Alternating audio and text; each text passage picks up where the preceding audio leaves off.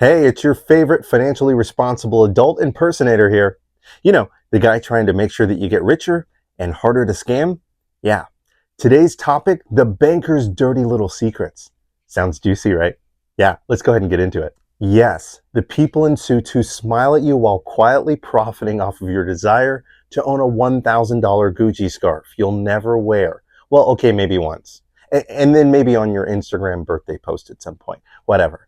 You see, banks love when you're financially clueless. It's like Christmas morning for them, except every single day. Why? Because the less you know, the more you borrow. And the more you borrow, the fatter their checks get. Weird how that works, right?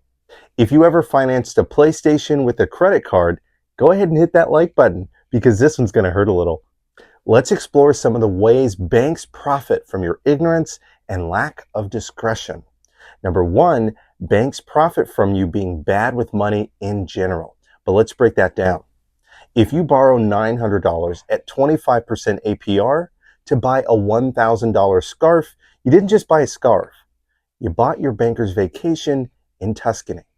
See, banks don't just profit off your loans. They actively encourage bigger ones. That's why when you go in asking about mortgages, they try to hand you a house with a guest wing, a pool, and a mortgage bigger than your ego. Why? Commissions. The bigger the loan, the bigger the bonus. It's not banking. It's legalized hustle culture.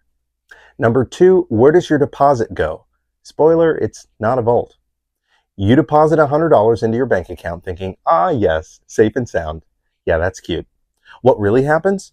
The bank lends $90 of it to someone else. That person deposits it somewhere else. That bank lends $81 of it out again, and so on. It's called fractional reserve lending, which sounds fancy, but it's basically banks playing hot potato with your money. And they're counting on one simple thing. Get this, that all of us don't try to grab all of our money at the same time. That's why they don't have as much cash on hand or have daily withdrawal limits. It's not because they're afraid of getting robbed. It's because they're busy making money with your money and really appreciate it when you just don't request large withdrawals. Which, now that I think about it, kind of feels like gambling, but with fancier pens maybe? Don't worry though, the FDIC insures up to $250,000. Unless, of course, you're hiding your fortune in 12 checking accounts, in which case, call me. I'd like to learn your ways. Number three, your banker is not your financial advisor. Newsflash, bankers are trained to sell loans, not protect your financial future. Imagine asking a butcher if you should go vegan. That's the logic you're applying when you ask your banker if you can afford a house. They're incentivized to say yes as long as your pulse is detectable. Also, many loans get sold off anyway. The banker's not even holding your risk. They're just handing it off like a hot grenade and waving goodbye to you. So, Kyle at the bank isn't looking out for you. He's looking out for his commission check and probably a free branded coffee mug. Number four, banks don't even follow their own advice. Banks say, hey, save your money. And then they offer you 0.4% interest on savings. What is that about? Generous. You know what else gives you 0.4%? Nothing. Nothing gives you 0.4% because it's basically nothing. So inflation's out here running wild at 4 to 6% per year, and your money's growing at the speed of a 2002 dial-up connection? Get out of here. So yeah, you're technically saving, but in reality, your money's slowly dying. It's like putting it in a coma and barely keeping it on life support. Want to really win? Invest. Because saving is step one. Step two is not letting inflation slap you in the face like a soggy tortilla. Number five, become the owner, not the customer. Here's a wild idea. Buy the bank. Okay, not literally, but you can buy shares of banks. JP Morgan, Bank of America, TD Bank, they pay dividends, real cash, for simply owning a piece of their business. TD Bank, around 4.9%. That's over 10 times more than your savings account, okay?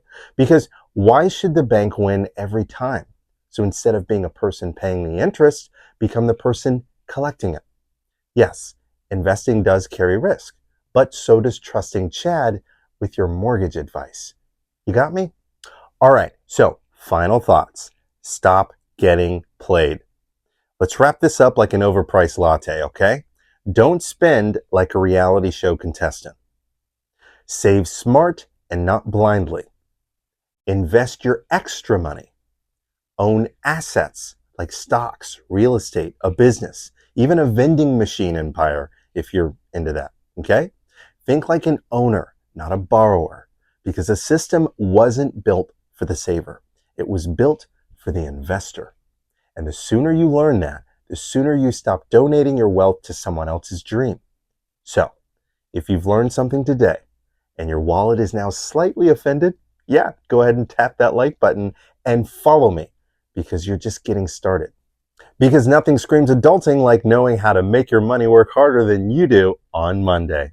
And hey, if this video didn't convince you to rethink your relationship with your bank, I hope at least it made you think about your financial choices. See you next week. And until then, I've been Kevin with MoneyTreeAndMe, providing better security and ensuring better lives. Make it a great day.